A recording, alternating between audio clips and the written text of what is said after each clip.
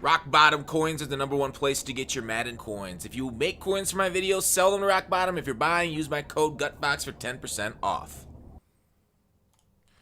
Hey, Gutbox here. So, we have the Ultimate Kickoff reveal. We're going to talk about that. We'll talk about how to get free cards by watching the MCS tonight. We'll talk about Ultimate Kickoff in general and how to prep for it, okay? So, I think we're going to kind of blitz through the cards here. They unfortunately didn't reveal any champions, or they didn't reveal the limited according to RG, so we know there's going to be limited, which does factor into our prep for tomorrow and what you want to do today. We've mentioned this throughout the week, but we want to keep, hammering it so people are ready for it, okay? Because being prepared is better than an ounce of cure. I think that was the old, the Pope poops in the woods, something like that. So, Donta Freeman here. 82 overall. As we know, this is just pack trash, right? Like, whenever we get a card to this level, like, we can't consider, like, can't be like, oh my gosh, the Panthers are getting a stacked team because they got an 82. No, it's not happening, okay? These are what we're going to hate, okay? These are the names. If there's a reroll, which we assume there's going to be, they're going to go over more of that tonight on that MCS broadcast I'll talk about. This is the name that we hate, okay? Because 82 plus overall reroll, 82 is going to pop out of it quite a bit. Probably 50%, knowing our luck. Quan Alexander here.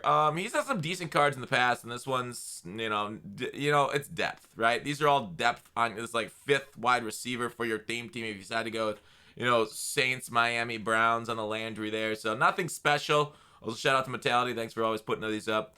Yannick Ngakoue. I probably still messed it up. But right end, 82 speed, 85 overall.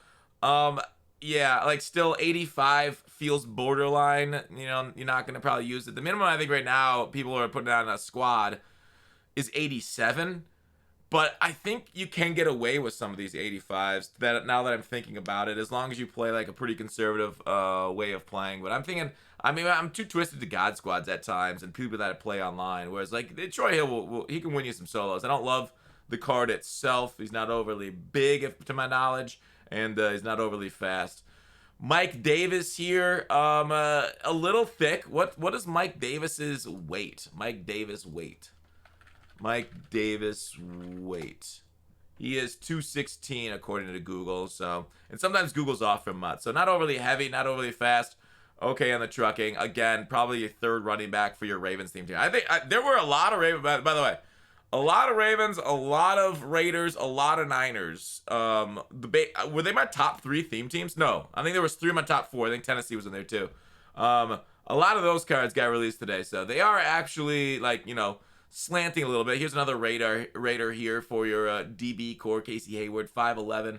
Actually pretty playable. You really want the man coverage strat item on this guy along with the Raiders theme team stuff. Zone, sadly, is short of getting up to that 90 number that we love and enjoy so much on Casey Hayward. Nakobe Dean for your Philadelphia Eagles. 87 tackling means he's going to be able to compete a little bit better with some of those, big break tackles that we see out of the running backs. But 85 speed, and he's not overly tall. He doesn't have lurker built into him, so I don't think he gets it, to my knowledge, as a field general, 87. I could be wrong, though. You guys can go ahead and correct me if I am. But I believe if they don't have it built in, he doesn't get it at tier 2, so... that's tragic. Raheem Mostert, 87 speed.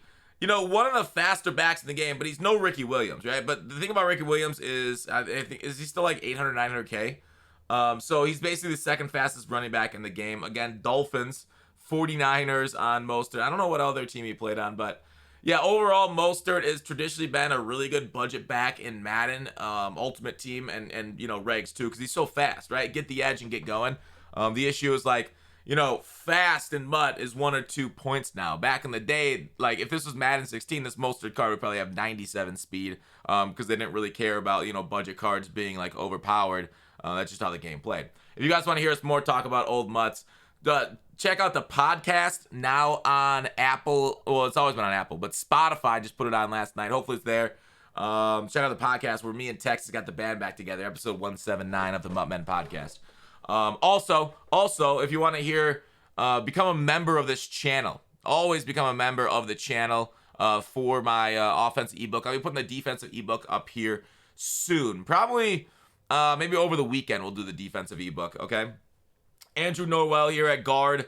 This is a good guard. This is, like, For the stats that I know that matter, which is run block, pass block power, pass block finesse, because those go against power move, finesse move, and then run block goes against block shed.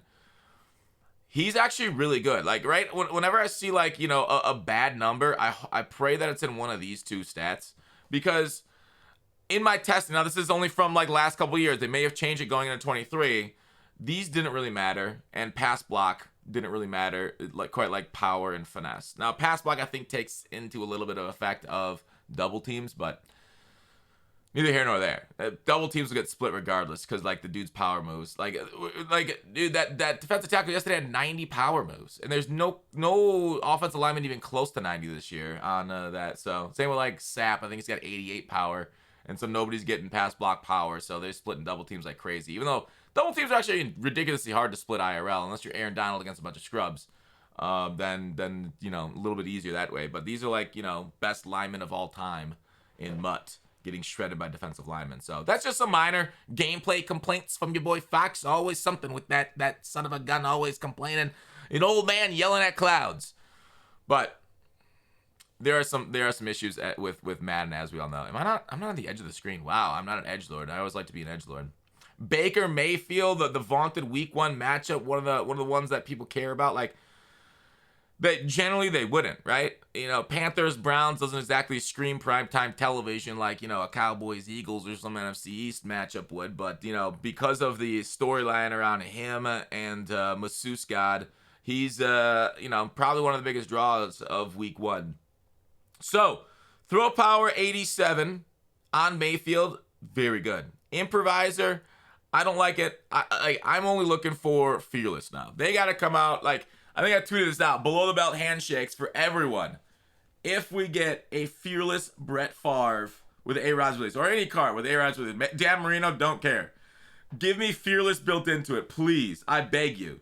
Like, go against players with under pressure on their D-line. Like, here's the thing. Right now, under pressure is so stupid overpowered. It's so bad. You get one shed and all of a sudden the guy's like can't throw the ball for his life. So yeah, it's terrible. You don't have to get close to the quarterback really for under pressure to work because it's just so busted. Juju Smith-Schuster. Here's a technical Steeler. He's not a Steeler now, but the past theme team was a Steeler, which is awesome. Still love me some Juju Smith-Schuster. Speed's not really competitive though. Even on like a 50-50 theme team, we get receivers stock higher speed than him now, and you'll see mostly people run those because receivers are so like. Receiver is quarterback, even though we got bad quarterbacks right now. And then receivers are the most important positions of offense right now because of the man coverage meta. And you can, like, only good receivers are getting open. Like, you need short in elite. And I think short in on somebody like CeeDee Lamb. And I think Juju maybe can compete with that with short in elite on him. I think that's outside apprentice on him, which, you know, is good for C routes and whatnot. If you can stack short in on that. But otherwise, you know, Juju Smith-Schuster, really, you know, 87 overall. It's fine. He'll be, you know, budget-ish, and he'll be okay if you have the theme team. Kyle Van Noy, but otherwise probably pass. Kyle Van Noy, not the greatest power and finesse, but he is flexible, I think. But the flexibility is kind of hampered by the lack of speed on the card, so not that great. Marcus Williams here. Ravens getting another stud. DB, like Ravens have always had a pretty solid DB core, both in IRL history and in MUT. So add another one onto the crew for the Ravens. Williams isn't the tallest though, so I don't know if you're gonna use him a whole lot. Keanu Neal, a hard hitting safety. Gotta love that. Gotta love that. Decent zone there. You can boost it up to. Is it 80? It's 90 if you have the purple strat items with the hidden bonus strat combined with the offensive quarterback throw power strat, but you got to make sure to find the right two to connect to each other. So you can, I think you can filter by like the zone coverage one or whatever it is on the auction house for those purples.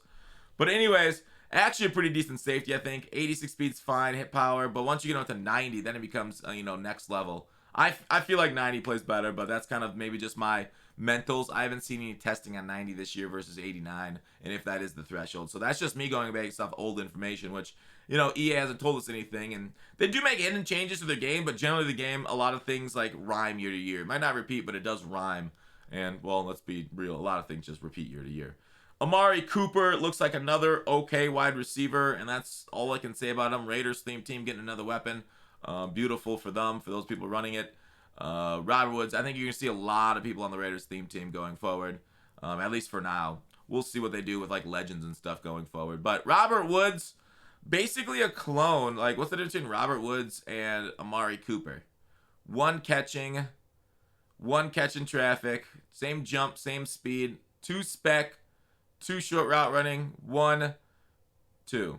I remember back in the day where these cards used to be way wilder. I don't like that Mutt went so competitive. It makes these cards very blended each other dramatically. So there's not a whole lot of differences outside of height and, weight and stuff. Dawson Knox, son of a gun, is a little slow in the IC. Like, there's no reason to use this over like Parham or anything. Knox competitive. Now, I was talking earlier about the balance guard. Pass block finesse being 81 is a major L. I feel like, especially for a tackle. You're going to get like insta beat on those like high-end finesse moves that you're seeing on the edge. Like Lawrence Taylor will eat this guy's lunch. So run block's decent. Layal's okay though. Solid for the Cowboys theme team. Actually, Cowboys theme team's got some juice too. Right? Cooper, Layal, maybe another couple that I've missed. We got a power rusher with decent blocks and power move. That's not bad. It's not the fastest, but not bad. You can slide it into like a 3-tech or something on the interior. More of his style of play. San Francisco 49ers, of course, getting another card. One of the top 4 theme teams in the game right now. 88 zone coverage means with a purple Strat it's pretty easy to get that over 90. I think purple Strat is like what, 30K right now? It is 30K to get him over 90, to be fair, which isn't like super cheap, but overall will play well for you. We got another Cowboy here, Barr, the legendary linebacker of Madden. I think it was a big L not building in Lurker for him. Maybe they wanted to keep the price of Johnson high, so they didn't build in Lurker, but incredible 87 speed. He can also rush the passer. Okay, like this is a very specialized, a very like generalized but specialized player. Like, right? He can play any role on your defense as if he had Lurker. The thing is, I hate linebackers all Lurker, dude. If they don't jump, what's the point of even having them? They gotta make linebackers jump, dude. All right, so there is gonna be a comp pass for it. RG mentioned they're still looking into competitive pass issues and the rewards not going out for people, so be on the lookout for that. They're still fixing it. But yeah, we should have another ultimate kickoff like below headliners. Headliners still got 36 days, but we're finished with it so far over here in the den. Champions and limiteds to be announced. Hopefully we get a stealer out of either the champions or the limiteds tonight, but I'm expecting 2 more Raiders at least. I will say, all right, let's talk about how to prep. So we talked about this on Market Monday with Ultimate Kickoff being like the big dramatices of the week coming. If you were to invest, it's for this reason. As we saw with Team of the Week yesterday, there wasn't really huge dramatic shift. There was no reroll for Team of the Week as expected. 84 is still breaching about the 20K, if not under that. So maybe a slight market decrease there. We can look into let's look at Campus Heroes, for example. Those are still about 20K. Team of the Week cards. So yeah, market pretty similar, I would say overall. We haven't seen a huge crash. We haven't seen it hugely go up. The limited, is it worth investing in? It's up to you. It's not a very good card, but good luck. I will say though, Ultimate Kickoff, if they bring a reroll, so we're looking at the training, and let me bring up the spreadsheet. Often imitated, never duplicated. The training spreadsheet. We're looking at training. You could probably get it. So an 83 for 12.6. Let me just calculate out this. 12,650 is about 19 per. I do expect the training maybe to broach up to like mid-20s. We could maybe get to if the limited is good enough. Now, there is a lot of factors. How good is the reroll? How good are the packs? Like, there's so much factoring into what can happen to the market. But we do expect a little bit of a market rise, 10 to 20%, if they, on low-end cards and training value cards, if they bring in a good reroll limited specifically, okay? So, it's not a bad idea to grab cards and don't quick sell them, okay? Just hold the cards. Hold the cards. Now, it is risk, right? There is always risk in doing things like this, so don't take the advice of an internet fox. I know nothing. I'm just some dude on the internet, okay? But traditionally, this is something that we can kind of count on. of like market going up for a limited reroll, unless there's something insane else happening that comes, like they bring out some insane like pack that generates cards somehow. There will be like, you know, solos to do. There'll be a lot of that stuff.